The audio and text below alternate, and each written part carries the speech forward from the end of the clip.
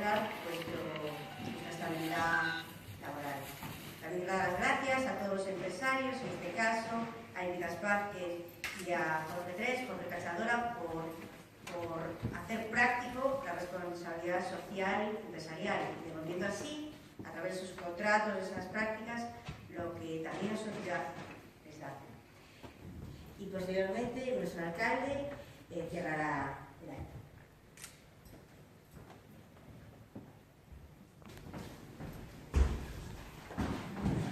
Enhorabuena. Esperamos un aplauso.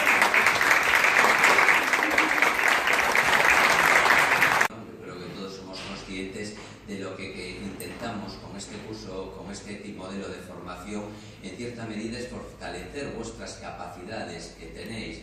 Sois personas que estáis predispuestas y que estáis en buena disposición de acceder a un puesto de trabajo, y lo que hacemos nosotros a través de la colaboración, administraciones públicas, como en este caso la Consellería de Política Social, a través de la Dirección de Inclusión, el propio Concello y por supuesto los empresarios, en este caso representados por dos grandes empresas de dos sectores muy distintos, como puede ser la peluquería y la estética, y por otro lado la limpieza de superficies, pues a través de ellos nos unimos todos para tratar de colaborar a potenciar esa fortaleza